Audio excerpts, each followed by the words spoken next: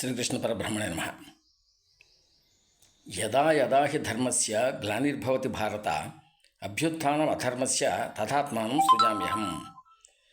అంటే యదా యదా హి ధర్మస్య గ్లానిర్భవతి భారత, ఎప్పుడెప్పుడైతే ధర్మం క్షీణిస్తూ ఉంటుందో, ఈ అభ్యుత్థానం అధర్మస్య, అధర్మం ఎప్పుడైతే పెచ్చుపెరుగుతూ ఉంటుందో అప్పుడు తదాత్మానం సృజామ్యహం, నేను సృష్టించుకుంటాను, నన్ను నేను సృష్టించుకుని వస్తాను, బయటకు వచ్చి ఆ అధర్మాన్ని నశింపజేయడానికి, పరిత్రాణాయ సాధూనాం, మంచి వాళ్ళందరినీ కూడా కాపాడటానికి, ధర్మపరుల్ని న్యాయంగా నడుచుకునేటువంటి వాళ్ళందరినీ కాపాడటానికి, అలాగే పరిత్రాణాయ సాధూనాం వినాశాయ దుష్టుతాం, దుర్మార్గులందరినీ శిక్షించడానికి నేను వస్తుంటానని అర్థం అన్నమాట. అది పరిత్రాణాయ సాధూనాం వినాశాయ దుష్టుతాం ధర్మ సంస్థాపనార్థాయ సంభవామి యోగే. ధర్మ సంస్థాపన చేయడానికి నేను ఈ ప్రపంచంలోకి పుడుతూ ఉంటాను అని చెప్పి చెబుతున్నాడు శ్రీకృష్ణ పరమాత్మ. ధర్మో రక్షతి రక్షత అంటే ధర్మాన్ని మనం రక్షించేటట్టయితే అది మనని తిరిగి రక్షిస్తుంది అని. మరి ధర్మాన్ని రక్షించకపోతే, అధర్మంగా ప్రవర్తిస్తే దాని ఫలితాలు దానికి ఉంటాయి, మనం చూస్తూనే ఉన్నాం. అలాగే ధర్మంచర సత్యం వద. ధర్మంచర అంటే ధర్మంగా నడుచుకోవాలి, ధర్మాన్ని మనం నడిపించాలి. అలాగే సత్యం వద, సత్యాన్ని మాత్రమే పలకాలి. ఇవన్నీ కూడా శాస్త్రాలు చెబుతున్నాయి. ఇవన్నీ కూడా ఇప్పుడు మనకు కోర్టులు ఉన్నాయి, కొన్ని వేల మంది, కొన్ని వందల కోర్టులు ఉన్నాయి. మన భారతదేశం మొత్తం తీసుకుంటే కొన్ని లక్షల మంది న్యాయమూర్తులు ఉంటారు, కొన్ని వేల కోర్టులు ఉంటాయి, అలాగే కొన్ని వేల మంది న్యాయమూర్తులు ఉంటారు. లోయెస్ట్ కోర్టు దగ్గర నుంచి మొదలు పెడితే హైకోర్టు, సుప్రీంకోర్టు వరకు కూడా తీసుకుంటే చాలామంది ఉంటారు, న్యాయమూర్తులు చాలామంది ఉంటారు. కేవలం ఒక న్యాయమూర్తి కావడం అంటే కేవలం సామాన్యమైన విషయం కాదు, కేవలం అదృష్టం, పూర్వజన్మ సుకృతం.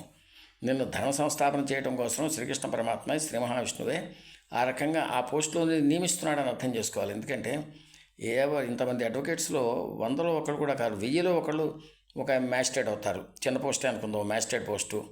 అలాగే తర్వాత హైకోర్టు జడ్జి, ఇంకా సుప్రీంకోర్టు జడ్జెస్. ఇవన్నీ అవటం అంటే కేవలం దేవానుగ్రహం లేనిదే ఎలా అవుతారు? దేవానుగ్రహంతో అవుతారు. కాబట్టి వాళ్ళు ధర్మ అహంకార మమకారాలకు లోను కాకుండా,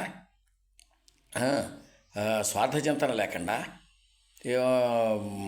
ఈర్ష్యాసూయులకు లోను కాకుండా, పక్షపాత వైఖరి లేకుండా ధర్మంగా వాళ్ళు దాంట్లో కూర్చున్నందుకు ధర్మాసనం అంటారు. అది ధర్మాసనంలో కూర్చున్న వాళ్ళకి బాధ్యత ఎక్కువ ఉంటుంది. ఎందుకంటే మరి తీర్పులు చెప్పేవాళ్ళు న్యాయమూర్తులే కదా, అడ్వకేట్స్ చెప్పరు.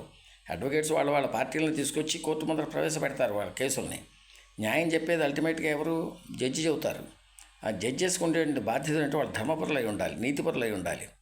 అలా కనుక ఉండి వాళ్ళు కనుక న్యాయం చేస్తే వాళ్ళకి వచ్చే పుణ్యం కూడా చాలా గొప్ప పుణ్యం వస్తుంది వాళ్ళకి. సామాన్యమైన పోస్టు కాదు, మరి ధర్మం చెప్పే పోస్టు కదా. ఆ పోస్టులో కూర్చున్న వాళ్ళకి ధర్మదేవత కనుక అధీనంలో ఉండి, ధర్మదేవత ఎంత గౌరవం కలిగి, సమాజం యొక్క శ్రేయస్సు పట్ల మనసు కలిగి, వాళ్ళు కనుక చక్కగా ధర్మాన్ని కనుక సంస్థాపన చేయగలిగితే, ఆ శ్రీకృష్ణ పరమాత్మ ఏదైతే చెప్పాడో దానికి న్యాయం చేసిన వాళ్ళు అవుతారు. అందుకని ఆ పోస్టు దొరికింది అంటే దాన్ని సద్వినియోగం చేసుకోవాల్సిన బాధ్యత ఖచ్చితంగా న్యాయమూర్తుల మీద ఎక్కువ ఉంటుంది. అడ్వకేట్స్ కూడా ధర్మంగా నడుచుకుంటారు, కానీ వాళ్ళ పార్టీలను వాళ్ళ క్లయింట్స్ని కాపాడుకోవడం కోసం అని చెప్పి వాళ్ళు ప్రయత్నం చేసుకుంటారు, ధర్మంగానే నడుస్తారు. అయినా కానీ అల్టిమేట్గా ధర్మాన్ని తీర్పునిచ్చేది ఎవరు? జడ్జి. కోర్టులో కూర్చొని జడ్జి ఇస్తాడు. ఏ జడ్జి అయినా కానీ, లోయర్ కోర్టు నుంచి మొదలెట్టి సుప్రీంకోర్టు జడ్జి దాకా జడ్జెస్ మీద ఎక్కువ బాధ్యత ఉంటుంది. దానికి అందుకని జడ్జెస్ ఎప్పుడు న్యాయశాస్త్రంలో నిష్ణాతులై ఉండి, వాళ్ళు ధర్మం యందు శ్రద్ధ కలిగి ఉండి, ధర్మ దేవత యందు భక్తి కలిగి, ఆ ధర్మాసనం మీద కూర్చోవడానికి అవకాశం ఇచ్చినటువంటి దేవుడికి కృతజ్ఞత కలిగి వాళ్ళు అలా కనుక చేసేటట్టయితే చాలా బాగుంటుంది. దేశం యొక్క శ్రేయస్సు బాగా ఉంటుంది, దేవానుగ్రహానికి కూడా పాత్రలు అవుతారు. ఇది నేను చెప్పదలుచుకున్నది. ఓం తత్సత్. శ్రీకృష్ణ పరబ్రహ్మ అర్పణమస్తు. ఓం శాంతికి శాంతికి శాంతి.